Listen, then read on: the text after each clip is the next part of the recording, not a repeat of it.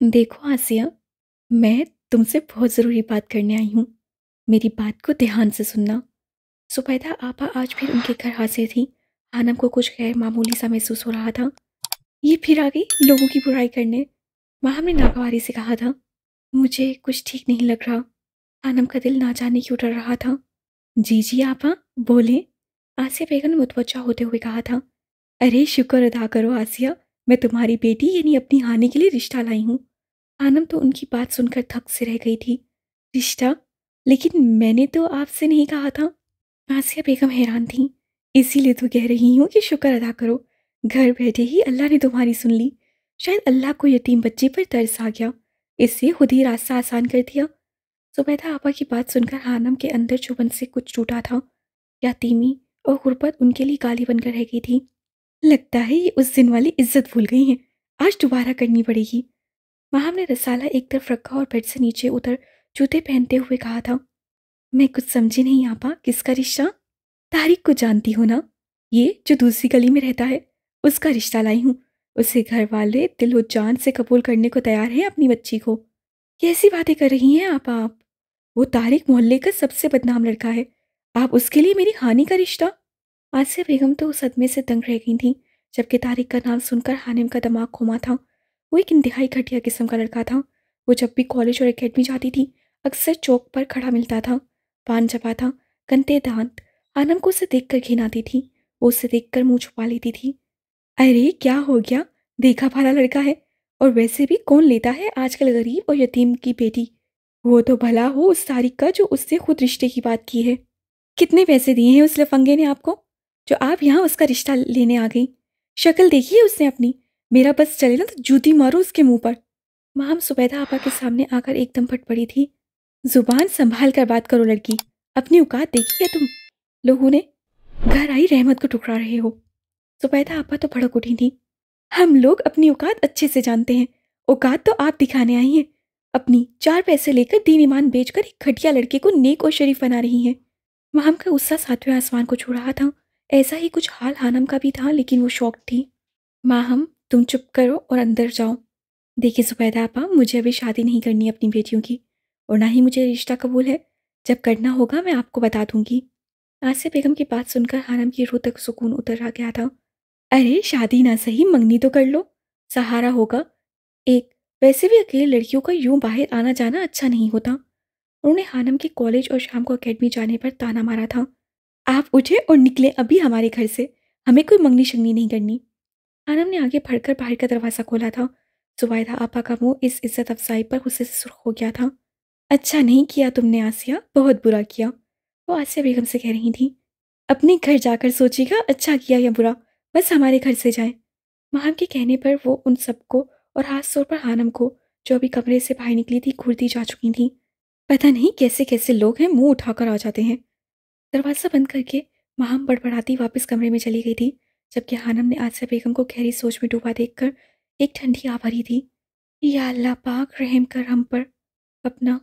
वो नम आंखों से दुआ कर रही थी। यार आरजे, आजकल मुझे अजीब सी बेचैनी हो रही है।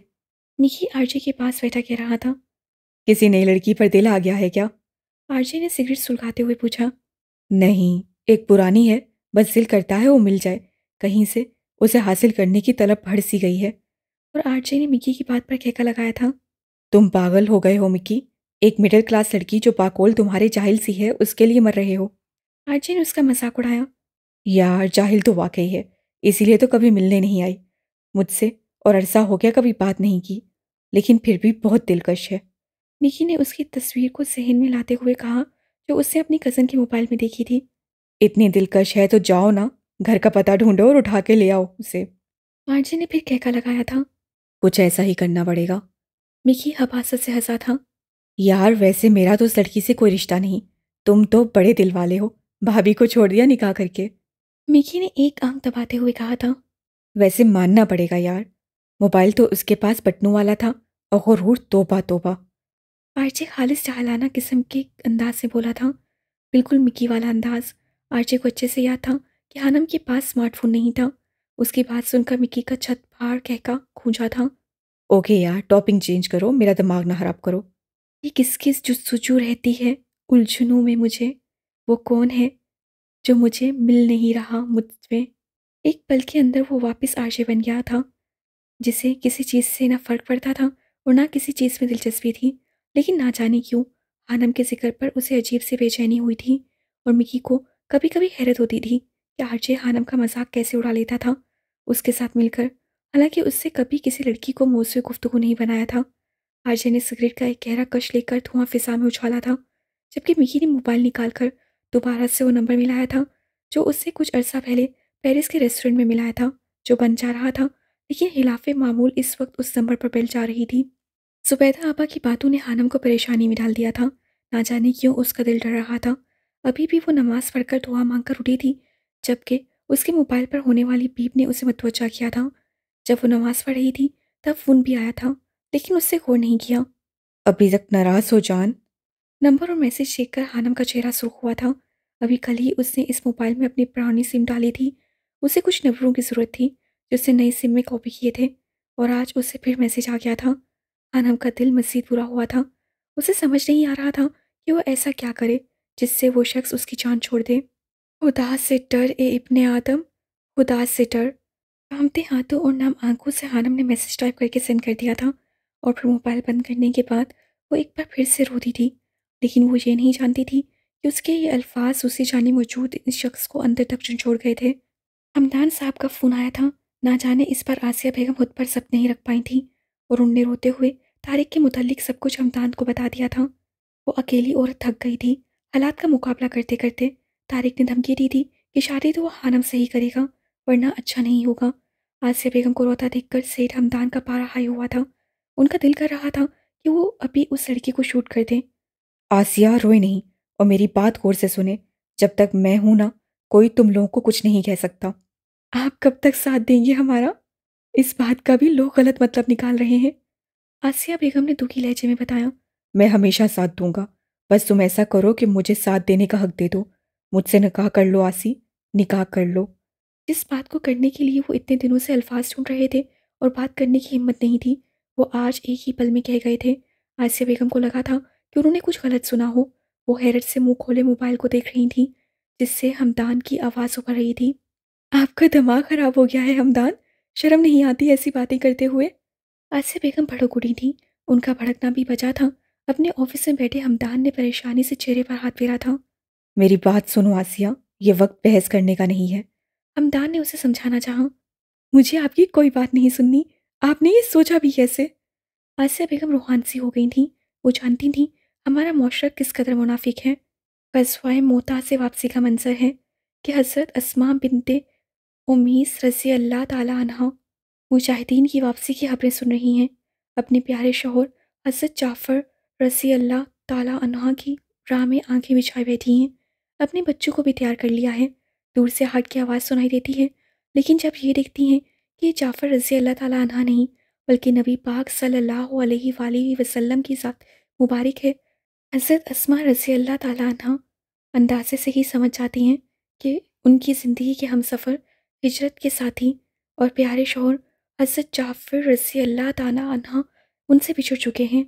یہی معاملہ ہمارے معاشرے میں ہوتا تو حضرت اسماء رضی اللہ تعالیٰ عنہ کو پوری زندگی بچوں کے تنہا حالات کا مقابلہ کرنے کے لیے چھوڑ دیا جاتا، لیکن وہ نبی کریم صلی اللہ علیہ وآلہ وسلم اور ان کے تربیت یافتہ صحابہ اکرام کا وسیع القلبی والا دور تھا۔ ایک مسلمان بیوہ کو کیسے ان حالات اور جذبات کے دھکے کھانے کے لیے اکیلا چھوڑ دیا جاتا؟ یار غار خیر انبیاء میں سب سے زیادہ افضل شخص یعنی حضرت ابو بکر صدیق رضی اللہ تعالیٰ عنہ نے انہیں اپنی زوجیت میں لے لیا، اور بچوں کو باپ جیسی گھنی شفقت اور محبت میسر آ گئی۔ اللہ نے انہیں ایک بیٹا بھی عطا فرما دیا۔ پھر کچھ عرصہ بعد حضرت ابو بکر صدیق رضی اللہ تعالیٰ عنہ کا وصال ہو گیا۔ حضرت اسماء رضی اللہ تعالیٰ عنہ نے غسل دلوایا۔ 2 دفعہ بیوہ ہونا ہمارے تنگ نظر معاشرے کے لیے تو انہونی بات ہے کہ وہ غیرت مند ان باتوں سے ناواقف تھے۔ مسلمان عورت کو فوراً معاشرتی دھارے کی زندگی میں ہم آنگنی کر لیا جاتا تھا تاکہ اسے تنہا نفسیاتی اور جذباتی جنگ نہ لڑنی پڑے۔ اس دفعہ آگے بڑھنے والے غیرت کے پیکر کوئی اور نہیں بلکہ شیر خدا ابو طرف فاتح خیبر حضرت علی رضی اللہ تعالیٰ عنہ تھے۔ آپ حضرت جعفر رضی اللہ تعالیٰ عنہ کے چھوٹے بھائی بھی تھے لیکن آپ نے صرف بھتیجوں کی کفالت نہیں بلکہ فرزند ابو بکر کو بھی اپنی محبت سے پالا، جیسے اپنے بھتیجوں کو پالا۔ یہ کیسا معاشرہ تھا جو ایسی عورت کے حقوق کا بھی محافظ تھا؟ یہ سن کے رشک آتا ہے۔ ہم صحابہ اکرام کے دور میں پیدا ہونے کی خواہش بھی کرتے ہیں، ان جیسا بننا بھی چاہتے ہیں، لیکن جب نفس پر زد آئے تو خاموشی کی چادر اوڑھ لیتے ہیں۔ بیوہ اور اس کے بچوں کو تحفظ دینا ایسے معاشرے میں رچا بسا کام تھا کہ اس کے لیے کوئی تقریر کرنے، کوئی مہم چلانے، کوئی حکمت عملی بنانے کی ضرورت نہیں تھی۔ اور ہمارا معاشرہ اور ہمارے رویے، ایک اور پاکیزہ صحابیہ حضرت عتیقہ رضی اللہ تعالیٰ عنہ کی مثال سامنے ہے۔ پہلا نکاح حضرت عبداللہ بن ابو بکر رضی اللہ تعالیٰ عنہ سے ہوا۔ آپ رضی اللہ تعالیٰ عنہ بہت خوبصورت تھیں اور اس جوڑے کی محبت عرب میں ایک مثال بن گئی تھی۔ حضرت عبداللہ بن ابو بکر رضی اللہ تعالیٰ عنہ نے ایک دن محبت میں آ کر ان سے عہد کروا لیا کہ اگر میں آپ کی زندگی میں وفات پا گیا تو آپ دوسرا نکاح نہیں کریں گی۔ پھر حضرت عبداللہ رضی اللہ تعالیٰ عنہ کچھ عرصہ بعد شہید ہو گئے، لیکن اس معاشرے میں بیوہ خاتون کو تنہا چھوڑنے کی مثال مخیر العقل تھی۔ اس لیے بڑوں کے سمجھانے پر آپ نکاح ثانی کے لیے راضی ہو گئیں۔ حضرت عمر رضی اللہ تعالیٰ عنہ جو آپ کے جسازات بھائی بھی تھے، انہوں نے حضرت عتیقہ رضی اللہ تعالیٰ عنہ کو اپنے نکاح میں لے لیا۔ کچھ عرصے بعد حضرت عمر رضی اللہ تعالیٰ عنہ بھی شہید ہو گئے۔ عدت پوری ہونے کے بعد عشرہ مبشرہ صحابی حضرت زبیر بن علوم رضی اللہ تعالیٰ عنہ نے نکاح کا پیغام بھیجا اور اب حضرت عتیقہ رضی اللہ تعالیٰ عنہ نے ان کے نکاح میں آ گئی۔ کچھ عرصے بعد حضرت زبیر بن علوم رضی اللہ تعالیٰ عنہ نے بھی جام شہادت نوش کیا۔ آپ رضی اللہ تعالیٰ عنہ کے بارے میں مشہور ہو گیا تھا کہ جسے شہادت کی تمنا ہو وہ آپ رضی اللہ تعالیٰ عنہ سے نکاح کر لے۔ اسی مناسبت سے آپ رضی اللہ تعالیٰ عنہ کو شہادہ کی زوجہ کہا جاتا تھا۔ اس عظیم مثال کا معاشرے سے مقابلہ کریں۔ اللہ اللہ، کیسی کھلے دل والا معاشرہ تھا، اور ہمارا معاشرہ کیسا تنگ نظر اور گھٹن کا شکار معاشرہ ہے۔ ایسا معاشرہ جہاں بیوہ کو تنہا حالات کا مقابلہ کرنے کے لیے چھوڑ دیا جاتا ہے، جن مشکلات اور مصائب کے پہاڑ مردوں کی نظروں اور دوسری عورتوں کے ساتھ یہ خواتین زندگی گزارتی ہیں۔ معاشرہ ان سے جینے کا حق سلب کر لیتا ہے۔ وہ یہ تمام واقعات سوچ کر افسردہ سی خاموشی اختیار کر گئی تھیں، جسے ہمدان نے اچھی طرح بھانپ کر بات بدلی اور مخاطب ہوئے۔ اچھا یہ سب چھوڑو، میری ہانی بیٹی سے بات کرواؤ، مجھے ایک ضروری بات کرنی ہے۔ ہمدان نے بات بدلتے ہوئے کہا۔ وہ چاہتے تھے کہ آسیہ اس بات کا فیصلہ سوچ سمجھ کر کریں، کسی کے دباؤ میں آ کر نہیں۔ جی انکل، السلام علیکم، کیسے ہیں آپ؟ آسیہ بیگم نے فون خانم کو پکڑا دیا تھا۔ وعلیکم السلام بیٹا، آپ نے لسٹ چیک کی؟ فرسٹ لسٹ میں آپ کا نام آ چکا ہے۔ اب یہ بتائیں کہ واقعی آپ پنجاب یونیورسٹی میں ایڈمیشن لینا چاہتی ہیں؟ وہ سنجیدہ سے پوچھ رہے تھے، جبکہ خانم تو دنگ رہ گئی تھی۔ اسے یقین نہیں آ رہا تھا کہ وہ واقعی میرٹ پر پوری اتری ہے۔ کتنے ہی پل وہ خوشی سے کچھ بول نہیں پائی تھی۔ بولی ہانی بیٹا۔ وہ پوچھ رہے تھے، جی جی انکل، مجھے اسی یونیورسٹی میں پڑھنا ہے، اب مجھے کیا کرنا ہوگا؟ وہ خوشی اور حیرت کے ملے جلے تاثرات سے پوچھ رہی تھی۔ کچھ نہیں، بس آپ نے کل تیار رہنا ہے، 12 بجے کے قریب میں لینے آؤں گا، پھر آپ کے ایڈمیشن کے لیے چلیں گے۔ وہ اپنی بات مکمل کر کے فون بند کر چکے تھے، جبکہ خانم کا دل خوشی سے اڑ رہا تھا۔ وہ ایک پل میں جیسے سارے دکھ بھول گئی تھی۔ تم سے میں نے کتنی بار کہا تھا ہارنا ہے جورڈن، تمہیں بات سمجھ کیوں نہیں آتی ہے؟ اینتھنی سر پر ہاتھ رکھے افسوس سے سامنے بیٹھے جارڈن سے کہہ رہا تھا۔ ہر وقت سر پر خون کیوں سوار رہتا ہے تمہارے؟ اچھے بھلے ٹھیک جا رہے تھے، اچانک تمہیں کیا ہوا تھا؟ مجھے نہیں پتا اینتھنی، مجھے کچھ سمجھ نہیں آ رہا کہ مجھے کیا ہوا تھا۔ اچانک وہ ہاسپٹل والی لڑکی، وہ کہتے کہتے اچانک چپ ہو گیا تھا۔ لڑکی؟ کون سی لڑکی؟ دیکھو جارڈن، اگر کسی لڑکی کا چکر ہے تو ابھی ختم کر دو، یہ لڑکیاں مردوں کو کمزور بنا دیتی ہیں۔ اینتھنی نے اسے سمجھایا۔ کوئی چکر نہیں ہے، مجھے خود سمجھ نہیں آ رہا کچھ۔ وہ چیخا تھا۔ اس سے پہلے اینتھنی کچھ کہتا، جارڈن کی موبائل پر آنے والی کال نے اسے متوجہ کیا تھا۔ ہیلو مسٹر جارڈن، کہاں ہیں آپ کی مدر کی حالت بہت نازک ہے، ان کا آپریشن کرنا پڑے گا۔ اگر آپ کچھ دیر تک پیسے لے کر نہ پہنچے تو ہم آپریشن نہیں کریں گے اور ان کا بچنا مشکل ہو جائے گا۔ ڈاکٹر کی بات سن کر جارڈن کے چہرے کی ہوائیاں اڑ گئی تھیں۔ آپ آپریشن کی تیاری کریں ڈاکٹر، میں بس پہنچ رہا ہوں۔ وہ ایک جھٹکے سے کھڑا ہوا۔ مجھے پیسے چاہیے اینتھنی، ماؤم کا آپریشن ہے اور لازمی ہے۔ پیسوں کا ذکر سن کر اینتھنی نے منہ بنایا تھا۔ جو کام تم نے کیا ہے نا، اس کے بعد ایک پیسہ نہیں بنتا تمہارا۔ مجھے پیسے چاہیے اینتھنی، کہا نا دوبارہ ایسا نہیں ہوگا، تم جیسے کہو گے میں ویسا ہی کروں گا۔ وہ اتنی زور سے چلایا تھا کہ اینتھنی ڈر کر پیچھے ہوا تھا۔ وہ جارڈن کے غصے سے اچھے سے واقف تھا۔ کتنے پیسے؟ اینتھنی نے ڈرتے ڈرتے پوچھا۔ جتنے بھی ہیں سب دے دو۔ وہ پریشان سا کہہ رہا تھا۔ کچھ دیر بعد اینتھنی نے پیسوں کا بیگ اس کے سامنے رکھا تھا۔ شام کو فائٹ ہے جو تمہیں ہر حال میں جیتنی ہے، سمجھ گئے نا تم؟ اینتھنی نے کہا تھا۔ ہاں سمجھ گیا۔ جارڈن اسبات میں سر ہلاتا پیسے لے کر باہر نکل گیا تھا۔ آسیہ بیگم کو اس رات نیند نہیں آئی تھی۔ ہمدان اور طارق کی باتوں نے اس کا سکون ختم کر دیا تھا۔ وہ ساری رات جاگتی رہی تھی۔ کبھی خانم کو چہرہ دیکھتی تو کبھی طارق کا خیال اسے جھنجھوڑ دیتا۔ میری ہانی اس طارق کے لیے نہیں بنی، وہ خود سے کہہ رہی تھی۔ اور ہمدان نے ایسا سوچا بھی کیسے؟ وہ شادی شدہ ہے، ایک بیٹی کا باپ ہے، پھر اس کے ذہن میں یہ خیال کیسے آیا؟ ہمدان کی باتیں انہیں سلگنے پر مجبور کر رہی تھیں۔ ساری رات سوچتے سوچتے گزر گئی، لیکن وہ کسی نتیجے پر نہیں پہنچ پائی تھیں۔ ہمیں یہ محلہ چھوڑ کر چلے جانا چاہیے، لیکن جائیں کہاں؟ سوال اسے الجھا رہے تھے۔ جب وہ کسی فیصلے پر نہیں پہنچ پائیں تو خدا کے حضور کھڑی ہو گئی۔ یا اللہ ہماری مدد فرما، ہمارا اس دنیا میں تیرے سوا کوئی بھی نہیں، ہم پر رحم کر مالک۔ وہ نہ جانے کتنی دیر دعا مانگتی رہی تھیں۔ اللہ کے حضور رونے اور گڑگڑانے سے اس کا دل ہلکا ہو گیا تھا۔ اسے یقین تھا کہ اللہ ان کی مدد ضرور کرے گا، بے شک وہ سننے اور جاننے والا ہے۔ جارڈن بیٹا تم آ گئے میرے بچے۔ مارتھا نے تھوڑی سی آنکھیں کھول کر جارڈن کو دیکھا تھا جو اس کا ہاتھ تھامے پاس بیٹھا تھا۔ موم آپ ٹھیک ہو جائیں گی، میں پیسے لے آیا ہوں، آپ کا آپریشن ہوگا اور پھر آپ ٹھیک ہو جائیں گی۔ جارڈن نے نم آنکھوں سے کہا تھا اور اپنی ماں کا ہاتھ ہونٹوں سے لگایا تھا۔ نہیں میں اب وہ نہیں جی سکتی۔ موم ایسی باتیں نہیں کریں، آپ کو جینا ہے ہمارے لیے، میرے لیے، اپنے جارڈن کے لیے۔ وہ رو دیا تھا۔ میری بات دھیان سے سنو، مارتھا نے اپنی ٹوٹتی سانسوں کے ساتھ کہا تھا۔ تمہارا ڈیڈ۔ نام مت لیں اس شخص کا موم، مجھے نفرت ہے ان سے۔ جارڈن نے ان کی بات کاٹی تھی۔ اس کے اندر اپنے باپ کے ذکر پر عصیت سی پھیل گئی تھی۔ نہیں بیٹا، وہ تم سے بہت پیار کرتا تھا اور مجھ سے بھی۔ اگر وہ پیار کرتے تو وہ چھوڑ نہ جاتے موم۔ جارڈن کی آنکھوں سے ایک آنسو پھسل کر مارتھا کے ہاتھ پر گرا تھا جسے اس نے اپنے ہاتھوں میں تھام رکھا تھا۔ وہ مجبور تھا میرے بچے، مجبور تھا۔ تم میرے بعد اس کے پاس چلے جانا، دیکھنا وہ تمہیں اپنا لے گا۔ نہیں، میں نہیں چاہوں گا موم، آپ کو میرے لیے جینا ہے، اگر آپ کو کچھ ہوا نا تو میں اس شخص کو نہیں چھوڑوں گا۔ جارڈن کی آنکھوں میں خون اتر آیا تھا۔ تم ایسا کچھ نہیں کرو گے جارڈن، تم خوش رہو گے۔ مارتھا نے اسے نصیحت کی تھی۔ آپریشن کا ٹائم ہو چکا ہے مسٹر جارڈن، ہمیں انہیں لے جانا ہے۔ ڈاکٹر نے کہا تھا۔ جارڈن نے آگے بڑھ کر اپنی ماں کی پیشانی پر بوسہ دیا تھا۔ مارتھا نے ایک شفیق سی مسکراہٹ لیے اسے دیکھا تھا اور پھر ڈاکٹرز اسے آپریشن تھیٹر لے گئے تھے۔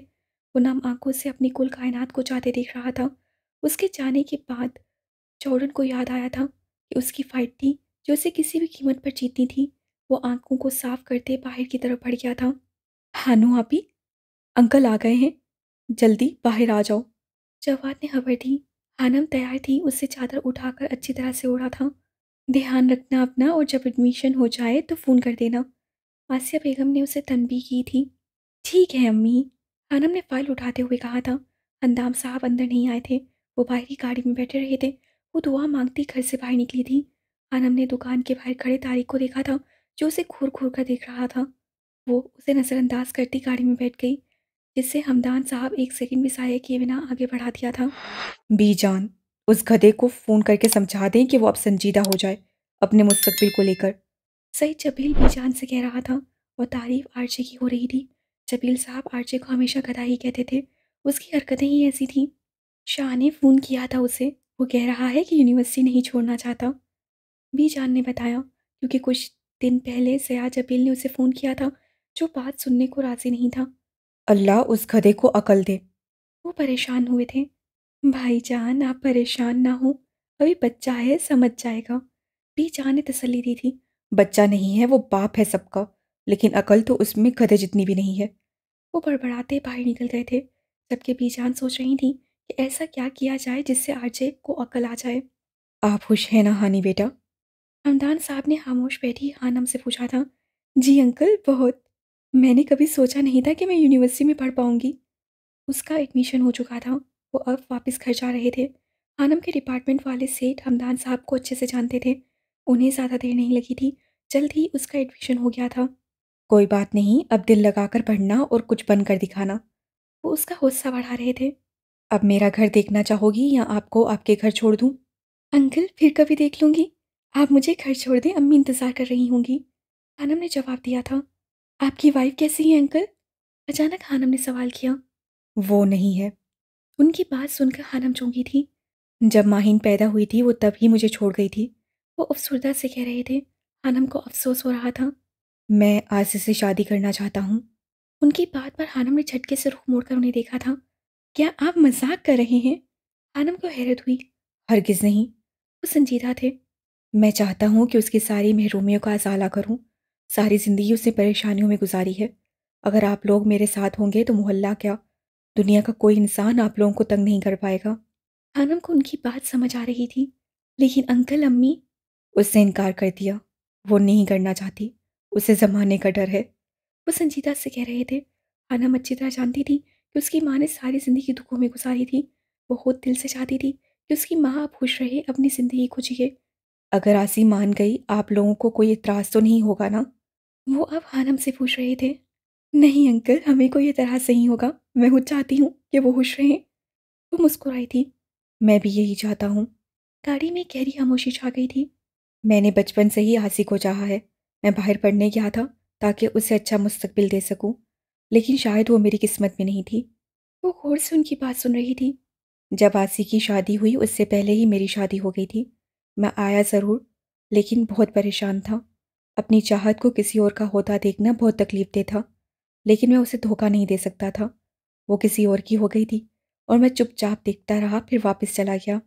انکل آپ کی وائف کون تھی؟ مطلب کیسے شادی ہوئی تھی؟ وہ ایک پاکستانی لڑکی تھی، یہاں کی ایک کمپنی میں کام کرتی تھی۔ کمپنی والوں نے اسے امریکہ بھیج دیا تھا اور اسے وہاں جا کر پتہ چلا کہ اس کے ساتھ دھوکہ ہوا ہے۔ وہ رات وہ ہوٹل سے بھاگ گئی تھی اور اتفاقاً میری گاڑی سے ٹکرا گئی تھی۔ انسانیت کے ناطے مجھے اسے تحفظ دینا پڑا۔ میں نے اس سے شادی کر لی اور یوں آسی مجھ سے بچھڑ گئی۔ خانم کو ان کی کہانی سن کر حقیقتاً دکھ ہوا تھا۔ اتنا تو کبھی ابو نے بھی امی کو نہیں چاہا ہوگا جتنا ہمدان انکل چاہتے ہیں۔ اللہ ان کی خواہش پوری کرے۔ خانم نے دل سے دعا کی تھی۔ کچھ دیر بعد ہمدان انکل نے اسے گھر کے سامنے اتارا تھا، وہ اندر نہیں آئے تھے۔ کوئی بھی مسئلہ ہو مجھے فون کر دینا، میں خود دیکھ لوں گا۔ خانم ان کا اشارہ سمجھ چکی تھی۔ اور میں آپ کے لیے دعا کروں گی انکل کہ وہ آپ کے اور امی کے لیے بہتر کریں۔ وہ مسکرا کر آمین کہتے واپس جا چکے تھے اور خانم گہرا سانس لے کر گھر کے اندر داخل ہوئی تھی۔ آج کی یہ لڑائی جارڈن کو ہر قیمت پر جیتنی تھی۔ اسے اپنے مد مقابل شخص میں اپنا باپ نظر آ رہا تھا، جس سے وہ انتہا کی نفرت کرتا تھا۔ وہ لوگ بری طرح سے ایک دوسرے کو مار رہے تھے۔ بالآخر وہ جیت گیا تھا۔ زخموں سے چور وہ باقی پیسے لے کر ہاسپٹل کی طرف بھاگا تھا۔ وہ اپنی ماں کو ہر حال میں بچانا چاہتا تھا، لیکن شاید قسمت کی دیوی اس سے ناراض ہو گئی تھی اور موت کی دیوی نے مارتھا کو اپنا لیا تھا۔ ہم معذرت کرتے ہیں مسٹر جارڈن، ہم آپ کی مدر کو نہیں بچا سکے۔ ڈاکٹر کے الفاظ اس پر کسی بم کی طرح گرے تھے۔ وہ اتنی زور سے چلایا تھا کہ پورا ہاسپٹل سہم سا گیا تھا۔ آپ مجھے چھوڑ کر نہیں جا سکتی موم، آپ نہیں جا سکتی۔ وہ ہاسپٹل کی راہداری میں فرش پر بیٹھ کر اتنا رو دیا تھا کہ لوگوں کو اس پر ترس آنا شروع ہو گیا تھا۔ آپ کی وجہ سے میری ماں مری ہے مسٹر جوبیل، میں آپ کو نہیں چھوڑوں گا۔ وہ تصور میں اپنے باپ سے مخاطب ہوا تھا۔ آپریشن تھیٹر میں وہ اپنی ماں کی مردہ جسم سے لپٹ لپٹ کر رویا تھا۔ جسمانی طور پر انتہائی طاقتور شخص ذہنی طور پر بہت کمزور ثابت ہوا تھا۔ وہ غش کھا کر گر گیا تھا۔ اسے اپنے جسمانی زخموں کی پرواہ نہیں تھی۔ جو زخم اس کی روح پر لگے تھے وہ گہرے تھے، وہ نہیں بڑھنے والے تھے۔ اینتھنی اس کے پیچھے آیا تھا اور پھر اسے یوں ٹوٹا پھوٹا دیکھ کر رو دیا تھا۔ کتنے گھنٹوں بعد اسے ہوش آیا تھا۔ مارتا کو اس کے ہوش آنے پر دفنا دیا گیا تھا۔ وہ دوبارہ نہیں رویا تھا۔ اینتھنی کو اس پر پتھر کا گمان ہوا تھا۔ وہ خاموش تھا، لیکن اس کے اندر کتنا بڑا طوفان پل رہا تھا یہ صرف وہی جانتا تھا۔ اس کے جسم کا رواں رواں جل رہا تھا، یہ صرف وہی جانتا تھا۔ ہیلو، السلام علیکم انکل، کیسے ہیں آپ؟ سعید جبیل نے اپنے نکمے بیٹے کو فون کیا تھا جسے آرچے نے نہیں اٹھایا تھا۔ اب انہوں نے لینڈ لائن پر فون کیا تھا جسے مکی نے اٹھایا تھا، اور آواز سن کر وہ تمیز سے بات کر رہا تھا۔ وعلیکم السلام، کہاں ہے وہ گدھا الو کا پٹھا، دنیا جہاں کا ناکمال شخص؟ وہ غصے سے پوچھ رہے تھے۔ مکی تو ان کے اتنے القابات پر اش اش کر اٹھا تھا۔ جی انکل، آپ کس کی بات کر رہے ہیں؟ تمہارے باپ کی۔ سعید جبیل نے غصے سے جواب دیا تھا۔ مکی تو یہ جواب سن کر گڑبڑا گیا تھا۔ انکل آرجے اس وقت گھر پر نہیں ہے، जैसे ही वो आता है मैं आपकी बात करवा दूंगा। कोई मैसेज है तो मुझे दे दे, मैं उसे बता दूंगा। वो अब शराफत से कह रहा था। उस गधे को कहना अपने बाप का फ़ोन उठा ले, नहीं तो मैं लाहौर आकर उसकी क्लास लूंगा। वो गुस्से से कहते फ़ोन बंद कर चुके थे। मिकी ने अपना अटका सांस बहाल किया था और फिर खुशमगीन निगाहों से अपने सामने सोफे पे परचुमान आरजे को देखा था, जो बहुत दिलचस्प नज़रों से उसे देख रहा था और साथ साथ नूडल्स खाने में मगन था। सुन लिया गधे, क्या कह रहे थे अंकल? मिकी ने जल कर कहा, क्योंकि आरजे ने उसे फ़ोन उठाने को कहा था। हाँ सुन लिया। आरजे ने उसे गधा कहने पर मिकी को घूरा। यार मैं नहीं, अंकल कह रहे थे। कसम से क्या कमाल के अलकाबात से नवाजते हैं वो तुम्हें। सच्ची में फ़ैन हो गया। आरजे के बाप को ऐसा ही होना चाहिए। मिकी पुरजोर सा कह रहा था। आरजे के घूरने पर वो सटपटा कर रह गया था, जबकि आरजे पूरी तवज्जो से नूडल्स खा रहा था, जैसे दुनिया में इससे अहम और कोई काम नहीं। खानम को भी घर आए कुछ ही देर गुजरी थी जब दरवाजे पर दस्तक हुई। मैं देखता हूँ, जवाद कहता दरवाजे की तरफ लपका था और फिर उसकी चीख सुनाई दी थी। कहाँ है वो तुम्हारी बहन हानि? आज मैं उसे नहीं छोड़ूंगा। मुझसे शादी नहीं करनी और अमीर लोगों से पूरे मोहल्ले के सामने चक्कर चलाती है। वो पिस्टल हाथ में पकड़े जवाद को धक्का देकर दंदनाता घर में दाखिल हुआ था। आसिया बेगम, माहम और खानम तारिक की आवाज़ सुनकर सहम गई थीं। या अल्लाह है! आसिया बेगम के मुंह से बेख्तियार निकला था। तुम यहीं अंदर रुको, बाहर मत आना, मैं देखती हूँ उसे। आसिया बेगम खानम को ताकीद करती हुई बाहर निकली थी। वो खुद बहुत बुरी तरह से घबराई हुई थी। तारिक बाहर सहन में खड़ा था। आसिया बेगम को देखकर जवाद उनकी तरफ लपका था। वो पूरी तरह से डरा हुआ था। क्या लेने आए हो तुम यहाँ? उन्होंने हिम्मत जमा करते हुए पूछा। हानि किधर है? बाहर निकालो उसे। ऐसी बेहया और बदकार लड़कियों की इस मोहल्ले में कोई जगह नहीं है। वो गुस्से से कहते हुए आगे बढ़ा था। वहीं रुक जाओ तारिक। आसिया बेगम धानी थी। खबरदार, जो एक लफ्ज़ भी गलत कहा तुमने मेरी हानि के मुतल्लिक। आसिया बेगम की आंखें सुर्ख हो चुकी थीं। शोर की आवाज़ सुनकर पूरा मोहल्ला जैसे वहीं पर इकट्ठा हो गया था। मैं सब जानता हूँ कितनी पारसा है वो। सुबह लंबी गाड़ी में गई थी, अब वापस आई है। ऐसी लड़कियों की तो गोली मार देनी चाहिए। तारिक की आवाज़ सुनकर खानम का नाजुक दिल किसी चिड़िया की मानद फड़फड़ा रहा था। उसने कुछ गलत नहीं किया था और वो कैसे कैसे इल्ज़ाम लगा रहा था उस पर। वो बाहर जाना चाहती थी, जब माहम ने उसका हाथ पकड़कर उसे बाहर जाने से रोका। कुछ याद आने पर माहम ने खानम का मोबाइल उठाकर हमदान अंकल का नंबर मिलाया था। हेलो अंकल, कहाँ हैं आप? पहले ही बेल पर फ़ोन उठा लिया गया था। अंकल, यहाँ बहुत बड़ा मसला हो गया है, आप प्लीज़ जल्दी आ जाएं। माहम कामती आवाज़ में कह रही थी। उसका दिमाग ऐसे वाक़यात पर खानम से तेज़ काम करता था। वो किसी गलत जगह पर नहीं गई थी, दाखिला लेने गई थी यूनिवर्सिटी में। आसिया बेगम ने जवाब दिया था। देख रहे हो मोहल्ले वालों, कैसे हमारी नाक के नीचे खेल रचा जा रहा है। ये लड़की कॉलेज यूनिवर्सिटी के बहाने जाने कहाँ कहाँ जाती है। मैंने कहा चुप कर जाओ तारिक, खुदा का खौफ करो कुछ। क्यों एक मासूम पर इल्ज़ाम लगा रहे हो? आसिया बेगम को तो उसकी बातें सुनकर जैसे सख्ता सा हो गया था। जवाद शोला बार निगाहों से तारिक को घूर रहा था। वो छोटा सा था, कुछ कर नहीं सकता था, लेकिन उसे तारिक का यूं अपनी बहन हानो के मुतल्लिक बात करना बहुत बुरा लग रहा था। उनके घर के सामने कुछ फासले पर मस्जिद थी। नमाजी मगरिब की नमाज पढ़ने के बाद मस्जिद से बाहर निकल रहे थे और शोर की आवाज़ पर अब सब वहाँ जमा हो गए थे। ये क्या तमाशा लगा रखा है तुमने तारिक? मोहल्ले के एक इज्जतदार शख्स ने उसे यूं किसी के घर में घुसे देखा तो गुस्से से पूछा था। बाहर निकलो। किसने इजाज़त दी तुम्हें लोगों के घरों में यूं बिना इजाज़त अंदर दाखिल होने की? इमाम मस्जिद भी वहाँ आ गया था। मेरी बुराइयां आप लोगों को नजर आ रही हैं। उस लड़की की नजर नहीं आ रही जो पूरे मोहल्ले की आंखों में धूल झोंक रही है। तारिक भड़का था। भाई साहब, मेरी बेटी ने कोई गलत काम नहीं किया। वो एक इज्जतदार लड़की है, यूनिवर्सिटी में दाखिले के लिए गई थी, लेकिन ये घटिया इंसान बिला वजह इल्ज़ाम लगा रहा है मेरी बच्ची पर। आसिया बेगम ने आगे बढ़कर इमाम मस्जिद और उस शख्स से कहा था। अच्छा, मैं इल्ज़ाम लगा रहा हूँ? तो बताओ कौन है वो शख्स जिसके साथ गई थी हानि? जानने वाला है, मेरा तायाजाद भाई है।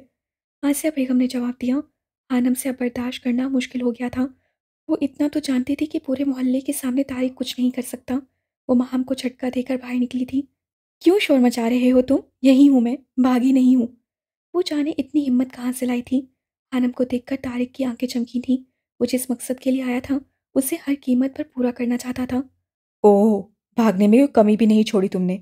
देख रहे हो मोहल्ले वालों, मैंने इज्जत से रिश्ता भेजा था इसके लिए, लेकिन नहीं, इनकार कर दिया। अब पता चला मुझे कि ये मासूम चेहरे के पीछे कितनी शातिर लड़की छुपी है। वो फिर चिल्लाया था। इस लम्हे खानम को तारिक से शदीद नफरत महसूस हुई थी। इससे पहले कोई कुछ कहता, अचानक पुलिस के सायरन की आवाज़ गूंजी थी, जिसे सुनकर तारिक के चेहरे का रंग उड़ा था उससे पिस्टल को फटाफट जेब में डाला था। चंद ही सेकंड से हमदान साहब पुलिस वालों के साथ अंदर दाखिल हुआ। दरवाजे पर लगे लोगों के हजूम ने उन्हें रास्ता दिया था। पुलिस को देखकर काफ़ी लोग रफू चक्कर हो गए थे। क्या हो रहा है यहाँ पर? पुलिस इंस्पेक्टर ने तारिक की तरफ देखते हुए गुस्से से पूछा था। तारिक तो सटपटा गया था। ये शख्स बिलावजह घर में घुसकर मारने की धमकी दे रहा है इंस्पेक्टर साहब। आसिया बेगम का गला रूंध गया था। इससे पहले तारिक कुछ कहता, दो तीन सिपाहियों ने आगे बढ़कर उसे हथकड़ी लगाई थी। जब माहम ने हमदान अंकल को कॉल की, वो अभी ज़्यादा दूर नहीं थे। इलाके के कमिश्नर उन्हें अच्छी तरह से जानते थे। उनके कॉल करने पर एसपी खुद आया था तारिक को गिरफ्तार करने। माजरत चाहते हैं सेठ साहब? एसपी हमदान अंकल से मुखातिब हुआ था। माजरत की ज़रूरत नहीं है, इसे ले जाएं और कड़ी से कड़ी सजा दें। वो तारिक की तरफ देखकर खूंखार लहजे में बोले थे। पुलिस तारिक को लेकर चली गई थी। आप सब लोग भी अपने अपने घर को चलें। इमाम मस्जिद ने बाकी रुके हुए लोगों को देखते हुए कहा था, जो तमाशाई बनकर तमाशा देख रहे थे, जो इतने बुज़दिल थे कि जुल्म के खिलाफ आवाज़ नहीं उठा सकते थे। वहाँ हर किसी को अपनी जान प्यारी थी। हमारे मुआशरे का यही अलमिया है, जहाँ पर कोई गरीब लड़की थोड़ी सी उभरती है, उसे यूँ खामोश करवा दिया जाता है। बहुत सी लड़कियों को बेमौत मार दिया जाता है। इमाम साहब, मुझे आपसे ज़रूरी बात करनी है। हमदान साहब ने इमाम मस्जिद को जाते देखा तो कहाँ वो रुक गए थे, और साथ में वो समझदार और अक्लमंद हाजी भी था, जो मोहल्ले का सरबराह कहलाता था, जिसकी अपनी बेटी की बारात ने ऐन मौके पर आने से इनकार कर दिया था। वजह जो भी थी, लेकिन इल्ज़ाम लड़की पर आया था। तारिक कहता रहा था, लेकिन पुलिस वालों ने उसकी एक ना सुनी थी। वो उसे ले गए थे। जी कहिए। इमाम मस्जिद ने इज्जत से जवाब दिया था। उसे हमदान साहब शख्सियत से ही कोई बड़े आदमी लगे थे, जो बहुत सुलझे हुए थे। मैं अपनी चचाजाद कज़न आसिया से, जो पिछले 10 सालों से बेवकी और गुर्बत की ज़िंदगी गुजार रही है, निकाह करना चाहता हूँ। क्या मैं कर सकता हूँ? या इसमें कोई गुनाह तो नहीं है? वो संजीदा सा पूछ रहा था। लोग जा चुके थे। सिर्फ हाजी साहब और इमाम मस्जिद वहाँ मौजूद थे। आसिया बेगम को तो जैसे करंट लगा था। उनका सर चकरा गया था। पहले तारिक ने एक ड्रामा लगाया, और अब हमदान। नहीं, कोई गुनाह वाली बात नहीं है, बल्कि ये तो सुन्नत रसूल सल्लल्लाहु अलैहि वसल्लम है और बहुत ही नेक काम है। और ये हदीस सुनाई। शादी सुन्नत है। उम्मुल मोमिनीन सईदा आयशा सदीक़ा रज़ी अल्लाह ताला अन्हा से मरवी है कि अल्लाह के महबूब सल्लल्लाहु अलैहि वसल्लम ने इरशाद फरमाया, निकाह मेरी सुन्नत से है। बस जो शख्स मेरी सुन्नत पर अमल ना करे, वो मुझसे नहीं। लिहाजा निकाह करो, क्योंकि मैं तुम्हारी कसरत की बिना पर दीगर उम्मतियों पर फ़ख्र करूँगा। किताबुल निकाह, रकम 1846, जीम 2 स्वाद 406। वो कुछ कहना चाहती थी, जब इमाम मस्जिद ने शाइस्तगी से जवाब दिया। तो फिर आप इस नेक काम का फरीज़ा सर अंजाम दें। मैं आसिया और बच्चों को आज ही अपने साथ ले जाऊँगा। यहाँ पर ये लोग महफूज नहीं हैं। हमारे साथ चलो। इमाम मस्जिद ने उन्हें मस्जिद की तरफ चलने का इशारा किया था। वो कुछ कहे बिना उनके पीछे चले गए थे। अल्लाह, ये क्या हो रहा है? आसिया बेगम सर पकड़कर बैठ गई थी। अम्मी, मान जाएं, इनकार मत कीजिएगा। हमदान अंकल बहुत अच्छे हैं, वो आपका बहुत ख्याल रखेंगे। खानम ने उनके पास बैठते हुए कहा था। मैंने कभी नहीं सोचा था कि ऐसे दिन भी देखने पड़ेंगे। वो रोती थी। मामा रोए ना। जवाद उनसे लिपट गया था। कितनी ही देर माहम और खानम ने उन्हें समझाया था। आसिया बेगम हालात से हार गई थी। 1 घंटे बाद उनकी रजामंदी से हमदान साहब और आसिया बेगम का निकाह करवा दिया गया था।